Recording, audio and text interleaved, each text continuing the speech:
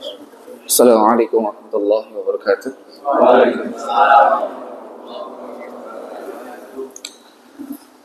Alhamdulillah hamdan katsiran tayyiban mubarakan fi mubarakan alaih kama yuhibbu rabbuna wa yarda. Asyhadu an la ilaha illallah wahdahu la syarika lah wa asyhadu anna Muhammadan abduhu wa rasuluhu la nabiyya ba'dah. Allahumma salli wa sallim wa zid wa barik wa an'im ala habibina wa nabiyina Muhammadin sallallahu alaihi wasallam wa ala alihi wa sahbihi ajma'in. Qala Allah azza wa jalla fil Qur'anil Karim, ya ayyuhalladzina amanu taqullaha haqqa tuqatih wa la tamutunna illa wa antum muslimun. Amma ba'd. Rabbi israh li sadri wa yassir li amri wahlul 'uqdatam min lisani yafqahu qawli. Allahumma inna nas'aluka 'ilman nafi'an wa na'udzubika min 'ilmin la yanfa'. Hadirin Bapak Ibu jamaah Masjid Al-Ukhuwah yang semoga senantiasa dijaga dan dirahmati Allah Subhanahu wa taala. Alhamdulillah, kita bersyukur kepada Allah Subhanahu wa taala atas segala limpahan karunia nikmat yang Allah telah berikan kepada kita semua, sehingga pada kesempatan pagi hari ini kita bisa bersama-sama melaksanakan salat subuh berjamaah dan dilanjutkan dengan kajian ilmu agama. Meskipun mohon maaf kajiannya sedikit terlambat karena kami juga baru saja dihubungi. Kami semalam baru ngisi kajian di Blitar, ini baru keluar dari tol atau di telepon Bapak. Tadinya mau langsung sampai rumah, kemudian qadarullah harus mampir dulu di Al-Ukhuwah untuk ngisi kajian karena sifatnya dadakan, ya kitabnya yang kami bawa. Hadirin jamaah sekalian, semoga Allah Subhanahu wa taala. Pada kesempatan pagi hari ini kita akan membahas satu tema yang berjudul hati yang sehat adalah kunci selamat dunia dan akhirat. Ketahuilah bahwasanya kebanyakan daripada manusia saat ini mereka disibukkan dengan memperindah tampilan jasmaniah. Kita tahu apa yang ada di iklan baik di televisi maupun di media sosial itu menawarkan produk-produk yang kaitannya untuk memperindah penampilan jasmaniah. Kalau ibu-ibu mungkin suka yang namanya skincare, ya Bu ya, krimnya aja di rumah lengkap, ya nggak Bu? Krim pagi, krim malam, kalau ada krim subuh, krim zuhur, wes. Yang kasihan bapaknya yang berikan skincare, tapi yang menikmati skincare-nya orang lain ketika di luar. Pas di rumah, bapaknya dikasih apanya Bu? Sampai oma minyak kapak ya. Nah ini ya. Ada lagi sebagian orang yang merasa tidak puas dengan ciptaan Allah Subhanahu wa taala. Ya, sudah diberikan hidung yang sempurna, mata yang sempurna. Ya, tapi merasa tidak puas dengan apa yang Allah Subhanahu wa taala berikan, berangkat ke Korea, ke Singapura untuk melakukan yang namanya operasi plastik. Saya juga nggak tahu bagaimana mekanismenya itu, namanya operasi plastik. Apakah kulitnya semua diganti plastik, kayak es batu, hidungnya dimancung no, tak telok-telok ya aslinya yo tambah elek. Terus kemudian suka menggunakan tas yang branded, jam yang branded yang mahal. Ya, aksesoris yang branded, dan goalnya adalah untuk mendapatkan pengakuan serta pujian daripada manusia. Itu goalnya.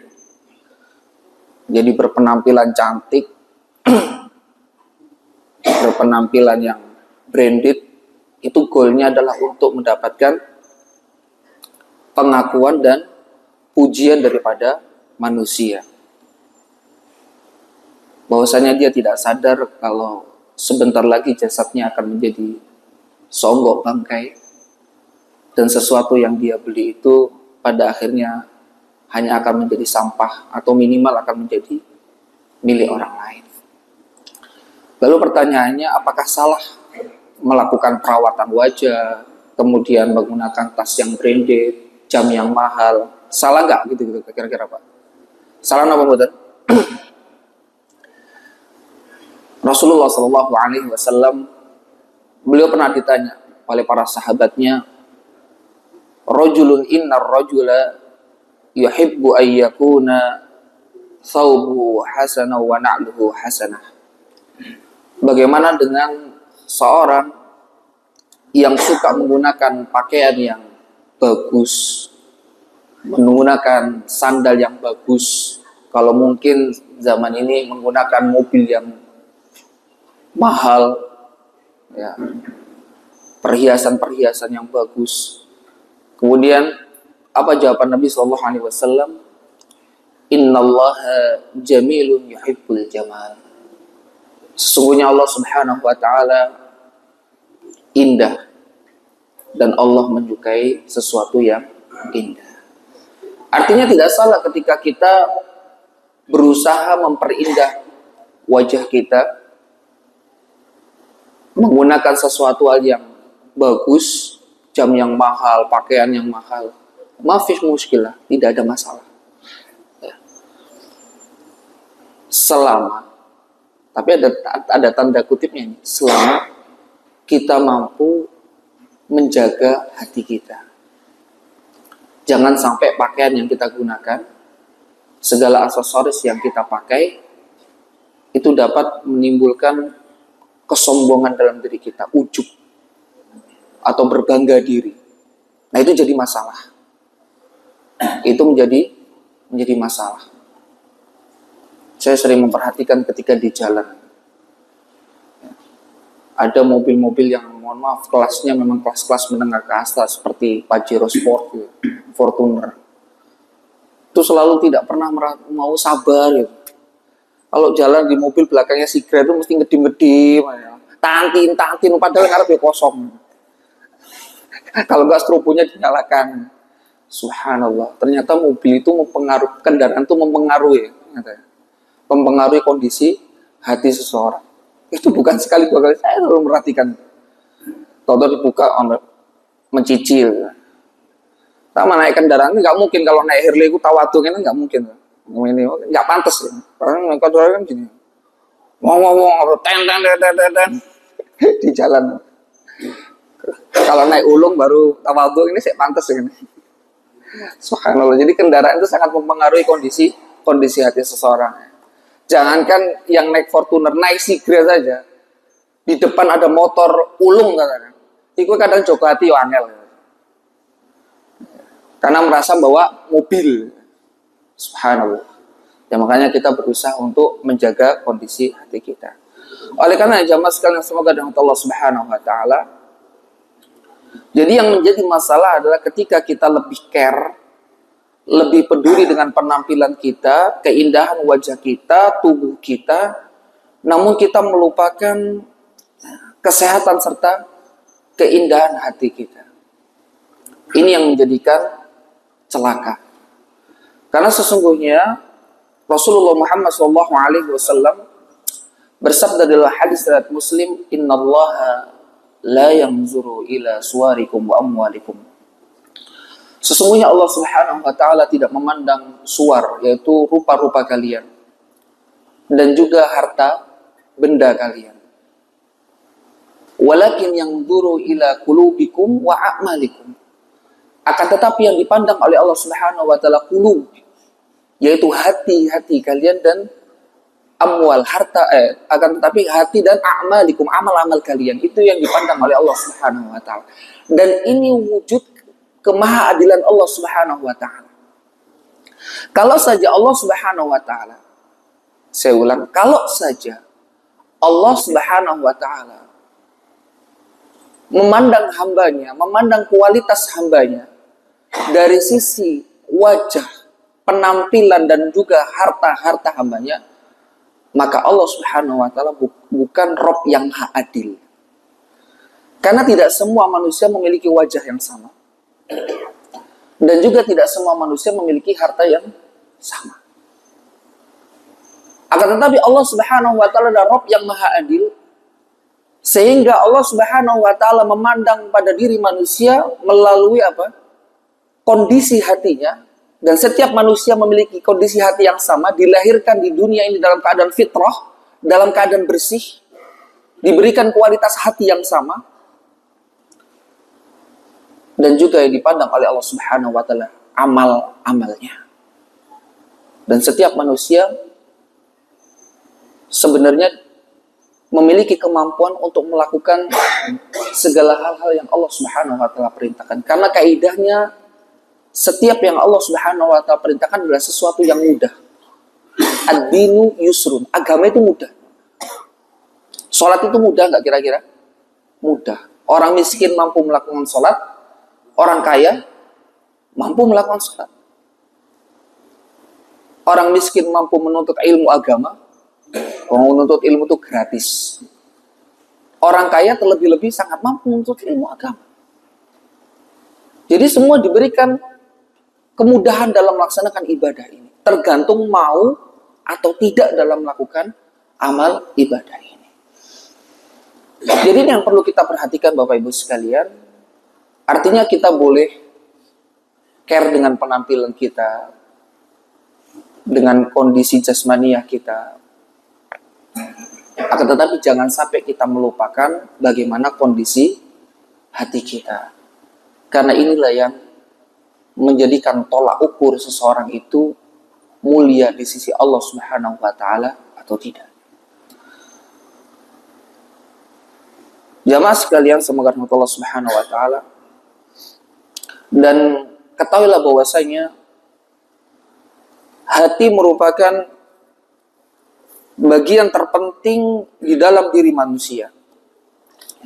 Hati merupakan bagian terpenting di dalam diri manusia. Syekh Dr. Ahmad Farid hafizullah ta'ala, salah seorang ulama dari Mesir, beliau menulis di dalam kitabnya mengatakan tentang bagaimana kedudukan hati. Kata Syekh Dr. Ahmad Farid bahwasanya lima kana al-qalb lil a'dha'i kal malik mutasarrif fil junud allati tasduru kullaha an amri. Bahwasanya hati bagi anggota badan itu seperti seorang raja. Seperti seorang raja atau seorang panglima perang yang berkuasa atas prajuritnya, di mana seluruh prajurit itu melakukan sebuah tindakan berdasarkan daripada perintah rajanya, yaitu hati. Sehingga jika hati seseorang itu baik, maka baik pula seluruh anggota tubuhnya, baik kondisi kesehatannya dan juga perilakunya. Dan sebaliknya, ketika hati itu buruk, kondisi hati itu buruk, maka baik buruk pula kondisi hatinya, baik kesehatannya maupun perilaku-perilakunya. Dan ini sesuai dengan apa yang disabdakan oleh baginda Nabi Muhammad SAW dalam hadis riwayat Bukhari, ala wa inna fil jasadi mudghatan. Ketahuilah bahwasanya di dalam diri manusia itu terdapat segumpal daging. Idza salahat salahal jasadu kullu wa idza fasadat fasadal jasadu kullu. Kalau ya segumpal daging ini baik, maka baik pula jasadnya. Kalau segumpal daging ini buruk, maka buruk pula seluruh keadaan tubuhnya. Ala wahiyya qalb. Bahasanya yang dimaksud daging segumpal daging ini adalah hati. Dan ketahuilah bahwasanya apa yang disabdakan oleh Nabi Muhammad SAW ini benar adanya. Jadi ketika kondisi hati seseorang itu baik, maka baik pula matanya, baik pula tangannya, baik pula telinganya, kakinya, dan seluruhnya. Bukan hanya dalam perilakunya, tapi mempengaruhi terhadap kesehatan dirinya. Perhatikan rata-rata orang-orang yang dia terkena penyakit, misalkan hipertensi, ya, kemudian jantung, atau penyakit-penyakit lainnya, itu berawal daripada ketika dia tidak mampu mengkontrol hatinya dengan baik. Berawal dari sifat penyakit yang namanya benci, kebencian. Ketika seorang sudah benci sama manusia, itu kan setiap kebaikan apapun yang dilakukan manusia itu yo elek, karena sudah terlanjur benci, mangkel. Kemudian ketika orang yang dibenci itu melakukan sebuah kebaikan, maka yang ada pada dirinya itu apa? Hasad, dengki, wangkel. Itu coba kalau ada perasaan seperti itu, cek ke dokter tensi, mesti tensinya gak normal. Sangat mempengaruhi kondisi kesehatannya itu. Dan ini dikatakan juga oleh para dokter benar adanya. Sangat-sangat mempengaruhi. Mikir terus. Lama-lama apa? Stroke. Delok tonggone bangun omah, cenut. Pak delon niku, Pak. Tonggo sebelah. Kok iso bangun omah? Padahal wis pensiun. Duitnya tekan ndi kira-kira yo. Jangan-jangan cocok melihara tuyul. Subhanallah. Mikir ya, Pak. Pikir terus sampai turu orangnya. Ngerti jarak berapa hari tonggone tuku mobil. Kon tambah dadi. Pak delon Pak iki lho, Pak. Tuku mobil, Pak. Lho, ya opo niku. Padahal yo nang omahe gak lapor kok iso tuku mobil, Pak yo. Iku mulite rotok-rotok mulai menceng, Pak. Mulai menceng ini. Karena tensinya mulai tinggi. Tonggone bangun omah, jantungan. Bener. Jadi ternyata kondisi hati itu sangat mempengaruhi terhadap kesehatan jasmaninya seseorang. Shadaqa Rasulullah Muhammad sallallahu alaihi wasallam. Oleh karenanya mempelajari dan memahami kondisi hati adalah hal yang sangat amat penting dalam Islam. Nah, ini dikenal dengan pelajaran tazkiyatun nafas atau ilmu tasawuf.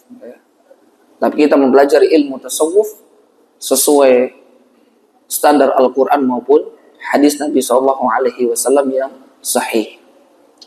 Jamaah sekalian semoga Allah Subhanahu Wa Taala. Nah, di dalam kitab Al-Bahrul Ra'iq fi Zuhdi war Raqa'iq yang ditulis oleh Dr. Ahmad Farid, kitab ini bagus sekali. Itu dijelaskan bahwasanya kondisi hati manusia itu ada 3 macam. Ini yang harus kita pelajari dan kita fahami, serta kita coba mengintrospeksi bagaimana kondisi hati kita saat ini. Yang pertama adalah qalbun salim. Apa yang pertama, Pak? Qalbun salim.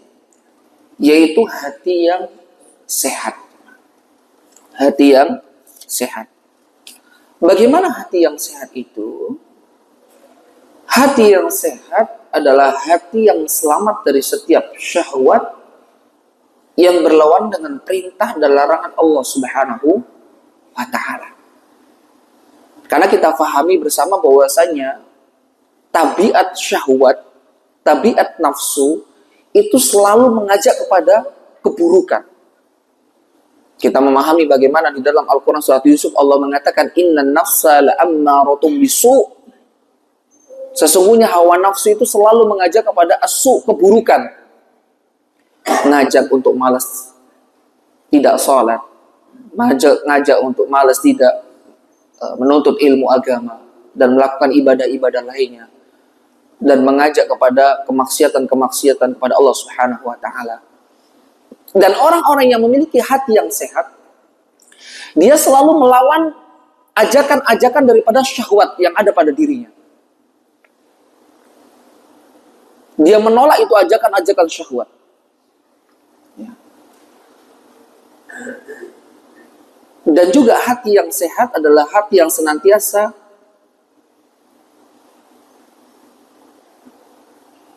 menolak segala sesuatu yang berkaitan dengan syubhat. Apa itu syubhat? Syubhat adalah perkara yang samar-samar. Sebenarnya dia itu tahu bahwasanya duit ini adalah duit haram. Di kantor, ini yang masih aktif, sering dihadapkan dengan yang namanya gratifikasi. Dapat uang dari rekanan. Ya Allah. Ki halal. Jadi ya ngerti hati sih. Tapi ya butuh kayak daftar ulang anak sekolah. Wis bismillahirrahmanirrahim tadi halal. Tidak merasa. Gara-gara bismillah semoga tadi halal. Ini ada orang yang dihadapkan dilema seperti ini. Ada seorang yang cerita sama saya, lucu sekali ini. Dia bertanya awalnya tentang masalah hukum. Ini bagaimana tentang uang seperti ini? Saya tahu sebenarnya uang haram. Tapi saya kadang dihadapkan dengan situasi yang dilema. Ya, uang ini merasa panas, akhirnya tak masukkan kulkas. Saya tahu adem. Wallahi gimana? Ini beneran ada ini terjadi. Kenapa? Dia tahu ini haram, tapi dia berusaha menenangkan dirinya supaya ya itu tadi, supaya apa? Kelihatan halal kan gitu kan. Padahal yang haram itu innal halala bayyinun wa innal harama bayyinun. Yang halal jelas, yang haram jelas. Gitu. Tapi opo butuh. Kan butuh, kan ini kan untuk membayar anak sekolah. Membayar anak sekolah kan ibadah. Bismillah. Halal. Ini perkara syubhat seperti ini. Dan orang-orang yang hatinya sehat, dia menolak dengan sesuatu hal yang semacam ini. Menolak dengan sesuatu hal yang semacam ini. Ya. Oleh karenanya, kita perlu mengetahui bagaimana kondisi hati kita. Ketika kita menginginkan hati yang sehat, kita harus berusaha untuk menolak syahwat dan segala bentuk-bentuk syubhat. Dijelaskan dalam sebuah riwayat seorang ulama. Ya. Wallahu a'lam, Imam Ahmad bin Hanbal rahimallahu ta'ala.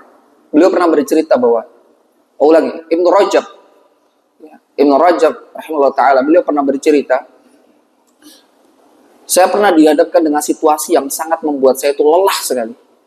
Lelah. Bahkan untuk bangun sholat itu sudah, karena habis melakukan safar, perjalanan jauh. Zaman dulu itu kan kalau safar itu kan sangat menderita, Pak. Kalau kita enak naik mobil ber-AC, ya, saat capek-capek masih ya mampu melakukan aktivitas, tapi zaman dulu itu memang berat sekali. Sepulang safar ya.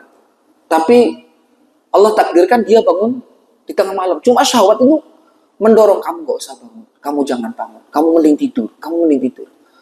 Saya berusaha untuk melawan syahwat saya dan saya bangun, duduk, meskipun badan ini tidak mampu untuk melaksanakan salat, saya beristighfar kepada Allah Subhanahu wa taala. Artinya apa? Di sini para salaf terdahulu, mereka berusaha untuk melawan dorongan syahwat. Jangan sholat ba'diyah, sholat ba'diyah. Udah sholat ba'diyah, 2 rakaat saja, 2 rakaat, tambah 4 rakaat. Itu syahwat itu harus terus dilawan, Pak. Jangan selalu kita menuruti syahwat, memberikan uzur pada diri kita sendiri. Wis gak apa-apa. Akhirnya lama-lama kita terhempaskan dengan syahwat, menjadi ahlul hawa, pengekor hawa nafsu. Dan sekalinya kita mengikuti syahwat, kita akan terus masuk ke dalam dorongan-dorongan syahwat berikutnya.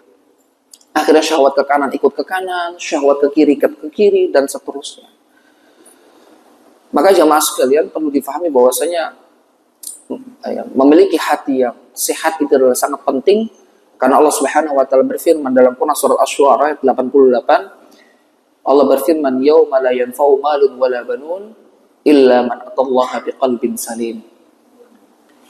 Allah Subhanahu wa taala mengatakan, "Yauma la yanfa'u malun wala banun." Hari di mana harta dan anak laki-laki itu tidak ada manfaatnya. Apa hari yang dimaksud di dalam ayat ini adalah hari kiamat. Baik itu sebagian menafsirkan kiamat sughra maupun kiamat kubra. Yaitu ketika kita di dalam kubur, itu adalah kiamat sughra, dan kiamat kubra adalah ketika seluruh alam semesta ini dihancurkan oleh Allah Subhanahu wa taala. Dan pada hari itu harta dan anak laki-laki itu tidak ada manfaatnya sama sekali. Kenapa Allah sebutkan malun wala banun? Karena dua hal ini yang menjadikan indikator manusia itu berbangga-bangga diri.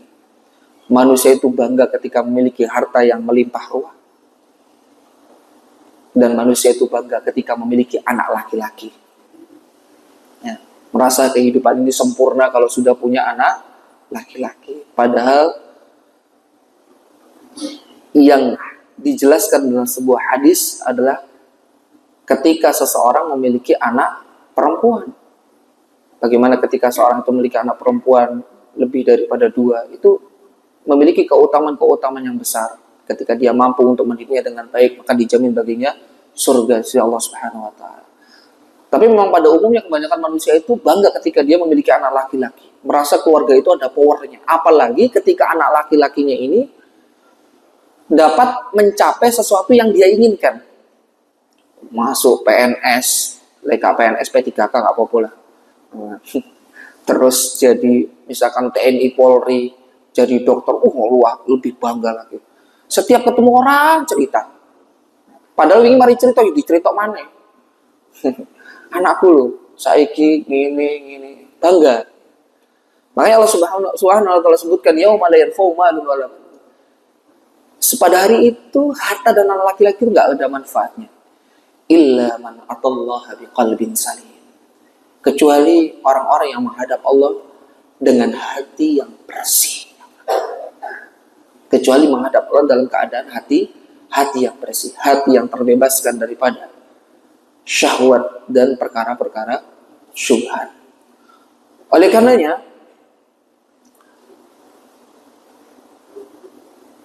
efek positif ketika seseorang memiliki hati yang sehat itu ada 3. Yang pertama adalah hati yang bersih menjadikan ibadah ikhlas dan khusyuk. Hati yang bersih menjadikan ibadah itu ikhlas dan khusyuk. Seseorang itu akan mudah ikhlas beribadah kepada Allah Subhanahu wa taala ketika memiliki hati yang bersih. Apa sih ikhlas? Ikhlas itu melakukan segala aktivitas ibadah murni orientasinya adalah mengharapkan ridho dari Allah Subhanahu wa taala. Dia bersihkan segala bentuk-bentuk keinginan kepada makhluk. Pujian, sanjungan, harta dan lain sebagainya. Tapi yang dia lakukan adalah murni untuk menjalankan ketaatan kepada Allah Subhanahu wa taala, dan ini tidak bisa dicapai kecuali pada seseorang yang memiliki hati-hati yang bersih. Dan juga dapat memberikan dia kemudahan untuk khusyuk dalam melakukan segala aktivitas beribadah kepada Allah Subhanahu wa taala. Kita pahami bahwasanya khusyuk merupakan bagian daripada kesempurnaan suatu ibadah. Memang bukan rukun dalam ibadah, tapi ia adalah merupakan bagian daripada kesempurnaan dalam melakukan ibadah. Dan Imam An-Nawawi rahimahullah taala menjelaskan di dalam kitab Syarah Arba'in Nawawi, syarah kitab beliau sendiri, syarat salat seseorang itu diterima di sisi Allah Subhanahu wa taala ada 4 hal. Yang pertama adalah khusyuknya hati. Khusyuknya hati. Karena seorang ketika dia tidak mampu khusyuk dalam hatinya, maka dia akan lalai dalam salatnya. Kemudian yang kedua adalah khusyuknya seluruh anggota badan. Jadi setelah dia berusaha ikhlas dalam beribadah kepada Allah Subhanahu wa taala, dia khusyukkan hatinya, lalu kemudian dia kunci mulai dari takbiratul ihram, Allahu akbar. Itu hati dalam keadaan lurus dan dia kunci pada keikhlasannya itu. Dia tidak lepaskan sampai dengan dia salam. Kemudian dia khusyuk dari seluruh anggota badannya, mulai dari takbir, dia perhatikan bagaimana takbirnya baginda Nabi Muhammad SAW, bagaimana sedekapnya Nabi SAW. Jadi mempelajari sifat-sifat salat itu sangat membantu kita dalam khusyuk dalam salat, Pak. Sangat membantu. Ya. Bagaimana rukuknya. Kadang-kala takbirnya dia sesuai dengan apa yang Nabi SAW. Allahu Akbar. Oh, takbirnya Nabi itu seperti ini. Sedekapnya itu seperti ini. Dalam riwayat lain seperti ini. Tapi waktu ruku nggak lelo karena ngingetin perkara-perkara lain akhir ruku ya semaunya sendiri karena kebiasaannya taruh tangannya itu di atasnya mata kaki, padahal ruku yang diajarkan bagi Nabi sallallahu alaihi wasallam ada di mana? Di dengkul. Kemudian tangan dijelaskan dalam Kitabul Umaram ada dikeluarkan sedikit. Ini kan kita kan fokus seperti ini, Pak. Bisa khusyuk. Oh, seperti ini. Hadisnya pun kita ingat, hadis riwayatnya siapa? Hadis riwayat Muslim seperti ini. Kemudian i'tidalnya ya. Jadi khusyuk hati, kemudian khusyuk seluruh anggota badan. Yang ketiga adalah mampu menundukkan tubuhnya, hadir tubuhnya di situ. Kadang ada orang sholatnya tubuhnya di sini, tapi ternyata ada di mana? Di kantor sana, ada di pasar sana, ada di mall karena habis sholat itu sudah terlanjur janjian sama istrinya. Nanti habis sholat isya kita ke Lipo. Akhirnya sholat itu wis gak khusyuk plus wis lipo ini maringin nang lipo blonjo maringin. Makanya jangan coba-coba sebelum melakukan sholat ya melakukan yang namanya transaksi kepada manusia.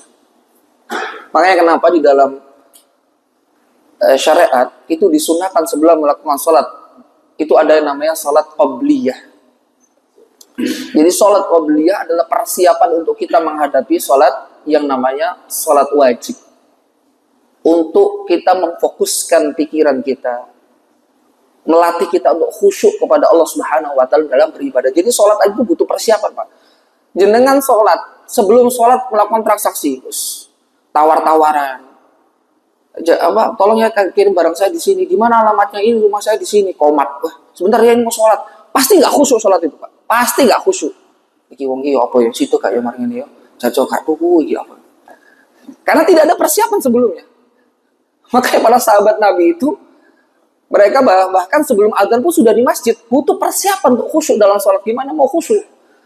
Sholat tekone kari, ya, mari ngono sebelum sholat sudah melakukan yang namanya transaksi bermuamalah sama orang. Wis wangil untuk khusyuk. Jadi mampu menundukkan tubuhnya dan yang keempat adalah ya, mampu menghadirkan pikirannya dalam sholat itu. Karena orang kalau tidak mampu menghadirkan pikirannya akan lupa sholatnya. Ben sholat sujud sahwi terus lali terus. Iki rokat loro, rokat telu, wali.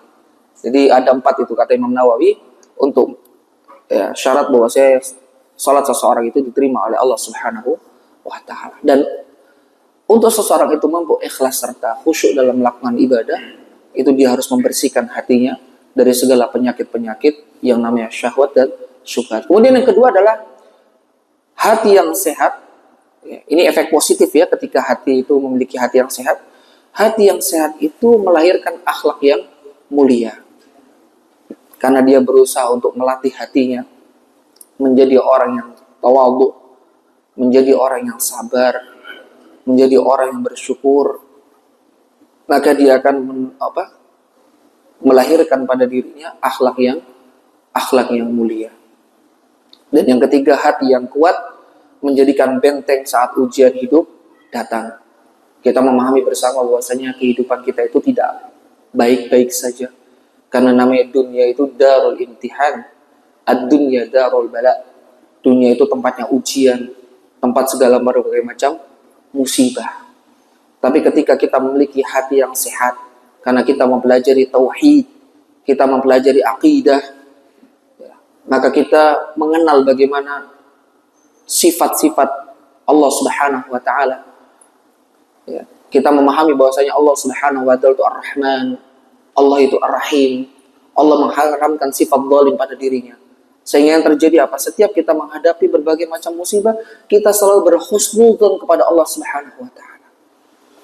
Ya. Berlapang dada terhadap berbagai macam musibah.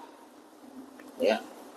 Makanya lagi-lagi ini pentingnya untuk kita menuntut ilmu agama. Seseorang tidak akan mengenal Rabb-nya ketika dia tidak mempelajari Al-Quran, ketika dia tidak mempelajari hadis Nabi SAW.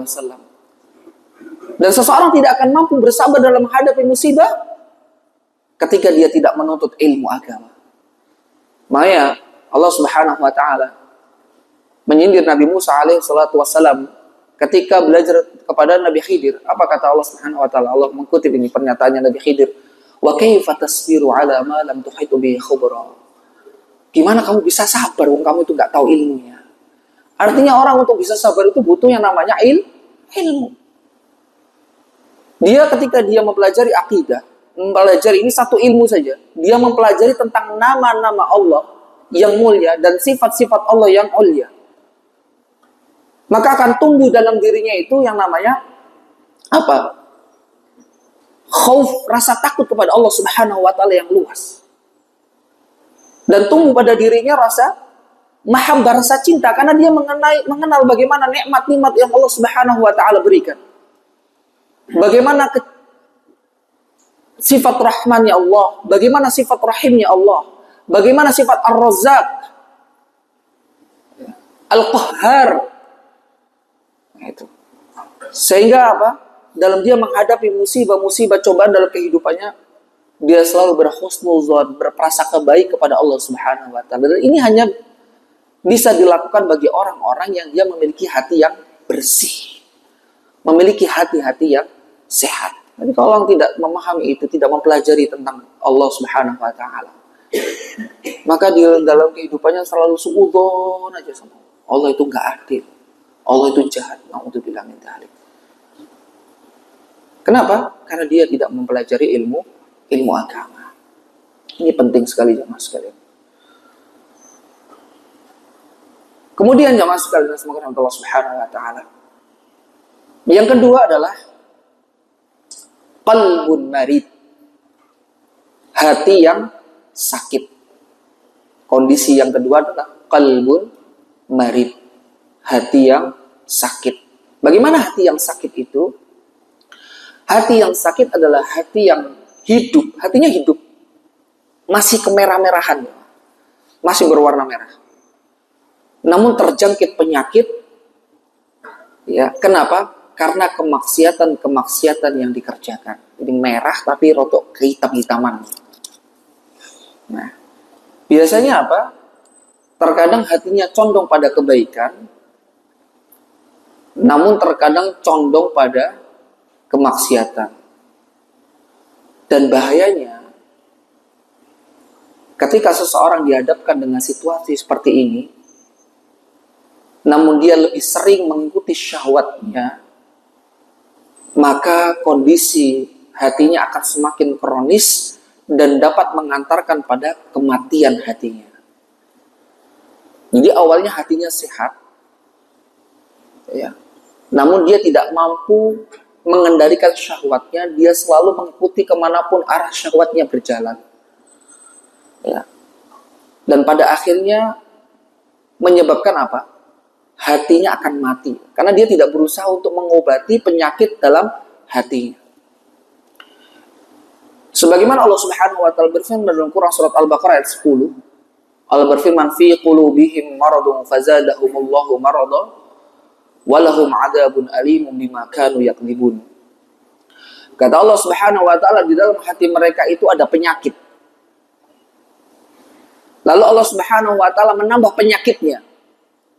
Jadi hatinya sakit karena dia bermaksiat kepada Allah Subhanahu wa taala, lalu kemudian dia tidak berusaha untuk mengobati penyakitnya itu dengan bertobat kepada Allah Subhanahu wa taala dan melakukan amal salih. Ya. Maka apa yang terjadi? Allah Subhanahu wa taala menambah penyakit pada diri dia. Fazadahumullahu marad. Ditambah penyakit di dalam hatinya itu. Sehingga komplikasi, Pak. Ya. Awalnya benci, timbul kebencian di dalam dirinya terhadap manusia. Dia tidak berusaha untuk menghempaskan rasa benci itu. Akhirnya keterusan, ditambah penyakitnya apa? Orang kalau sudah benci itu apa? Akan apa? Dengki. Ya, dengki sama orang. Setiap kebaikan-kebaikan yang dilakukan, mangkel dia. Setiap ada kenikmatan-kenikmatan yang ada pada diri orang yang dibenci, tambah mangkel hati ini. Setelah dengki, dia tidak berusaha mengobati, tambah lagi penyakitnya. Apa? Ghibah. Orang kalau sudah dengki, pasti selanjutnya dia melakukan ghibah, membicarakan keburukan orang lain. Setelah ghibah apa? Dia akan masuk pada fase selanjutnya, namimah, adu domba. Ya. Sampai pada akhirnya masuk pada fase terakhir, hatinya mati.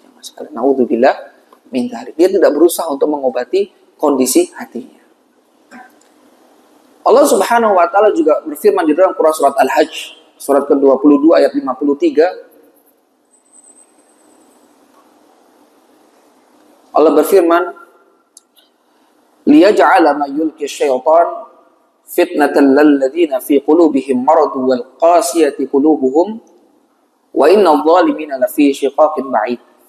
Kata Allah Subhanahu wa taala, Allah ingin menjadikan godaan yang timbulkan setan itu, yang ditimbulkan oleh setan itu sebagai cobaan bagi orang-orang yang dalam hatinya ada penyakit.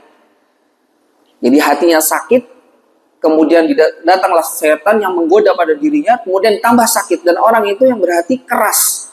Dan orang-orang yang zalim itu benar-benar dalam permusuhan yang jauh kepada Allah, semakin jauh dari Allah Subhanahu wa taala. Ya. Sampai-sampai pada fase dia tidak lagi peka terhadap kondisi hatinya. Ini yang lebih membahayakan lagi, Pak. Tidak rumongso salah, tidak merasa bersalah. Kalau orang melakukan kesalahan kemudian dia merasa bersalah, itu masih ada iman di dalam hatinya. Tapi kalau ketika seseorang melakukan sebuah kesalahan dan dia tidak merasa salah, itu yang membahayakan.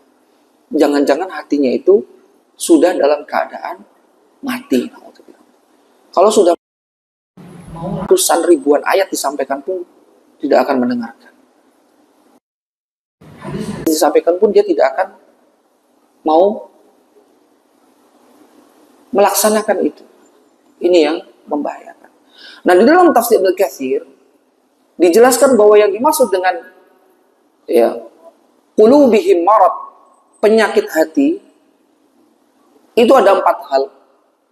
Yang pertama adalah syubhat, perkara yang sifatnya membuat dirinya ragu-ragu.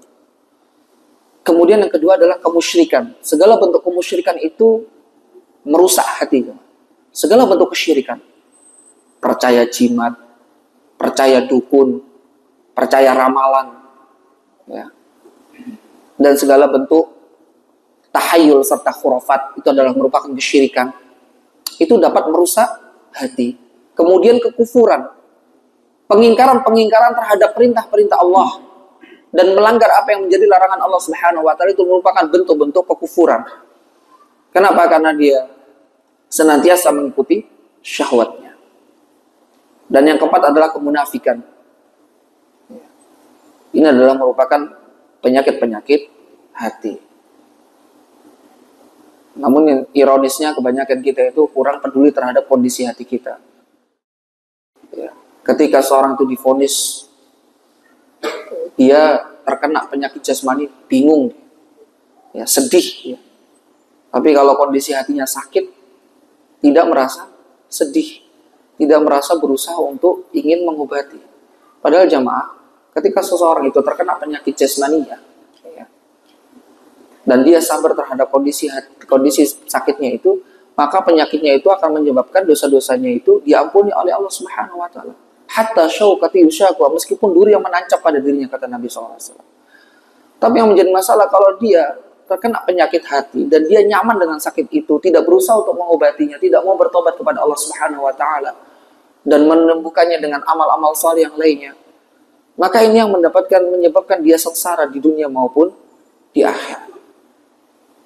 Ini yang perlu kita waspadai bersama.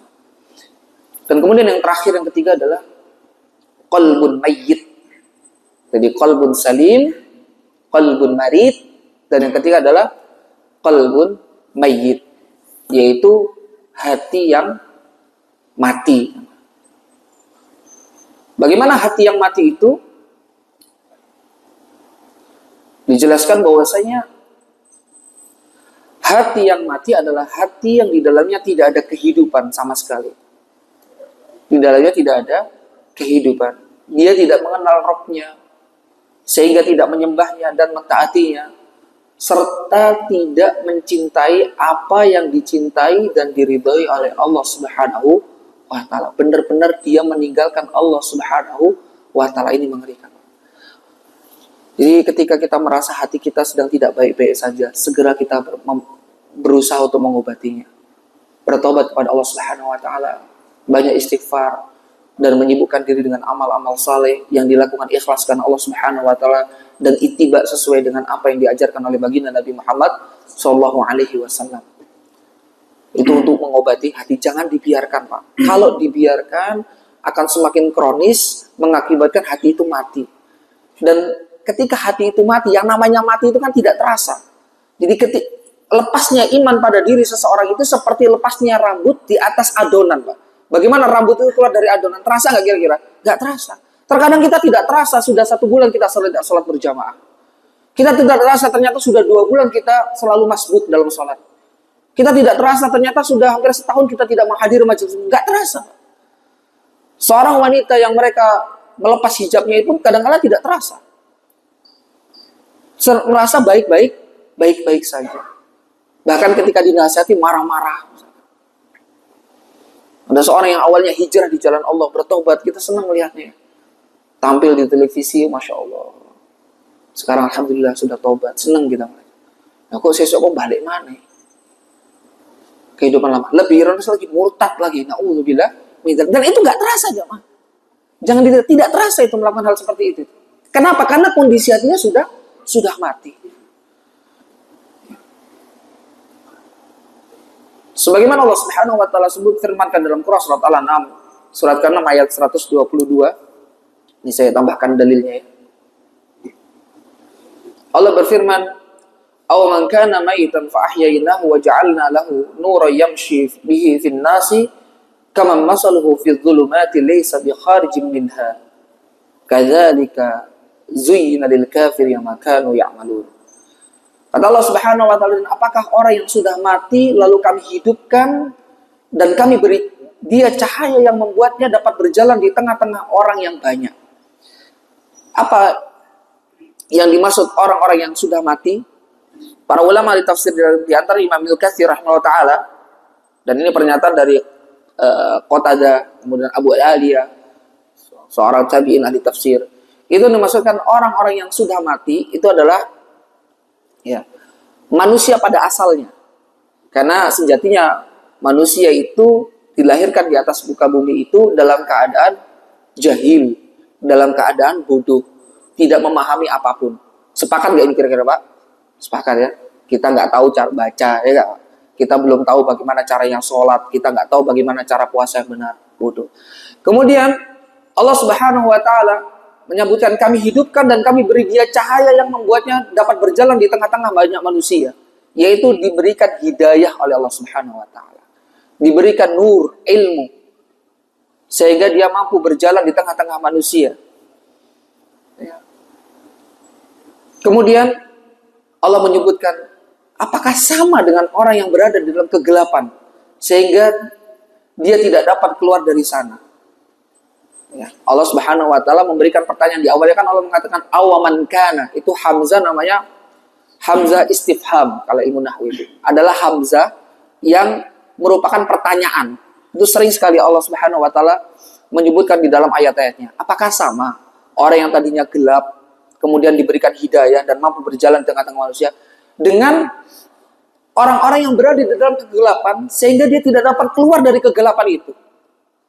Sudah jahil, bodoh, atau hatinya sakit, kemudian dia tidak mau untuk mengentas rasa sakitnya tadi, dia tidak berusaha untuk mengobati rasa sakitnya tadi dengan dia menuntut ilmu agama, bertobat kepada Allah Subhanahu wa Ta'ala dan melakukan amal soleh. Apakah sama dengan orang yang dia itu diberikan hidayah Allah Subhanahu wa Ta'ala? Jawabannya tidak sama. Oleh karenanya jemaah sekalian, semoga dirahmati Allah Subhanahu wa Ta'ala, penting bagi kita semua untuk berusaha menyadari bagaimana kondisi hati kita. Apakah saat ini kondisi hati kita dalam kondisi hati yang sehat, qalbun salim? Apakah kondisi hati kita sekarang dalam keadaan sakit, qalbun marid? Atau apakah kondisi hati kita dalam keadaan naudzubillah min dzalik mati, qalbun mayyit. Tapi kami rasa ketika kita masih mampu bertatih-tatih menjalankan perintah Allah Subhanahu wa taala, meskipun rasa futur itu ada, Pak, rasa malas itu ada. Ya. Nah, berarti masih ada iman di dalam hati kita. Maka ketika dahulu kita terlanjur ya antara kalau disebut gini, sholat jalan, maksiat jalan. Ini berarti tandanya apa? Qalbun marid namanya. Sholatnya jalan, maksiat jalan. Ini jangan dibiarkan, Pak. Kadang-kadang kan dijadikan gurauan. Ya. Sholat jalan, maksiat jalan. Gak apa-apa sholat, korupsi gak apa-apa. Yang penting saya sholat. Judi gak apa-apa, judi online. Yang penting adzan nang masjid. Nah, ini jenenge qalbun marid. Ini jangan dibiarkan. Lama-lama morat marid, lama-lama. Mari qalbun marid, morat marid. Ini jangan dibiarkan, Pak. Tidak bisa. Maka kita berusaha untuk ya, menolak segala dorongan-dorongan syahwat dan segala bentuk dorongan-dorongan syubhat. Jamaah sekalian semoga dengan Allah Subhanahu wa taala mungkin yang dapat kami sampaikan pada kesempatan pagi hari ini, mudah-mudahan yang sedikit ini bermanfaat sehingga kita bisa lebih care lagi terhadap kondisi hati kita, karena besok ini, Pak, yang akan kita bawa di hadapan Allah Subhanahu wa taala ya, bukan pernak-pernik kita, bukan jam tangan kita, bukan harta kita, bukan.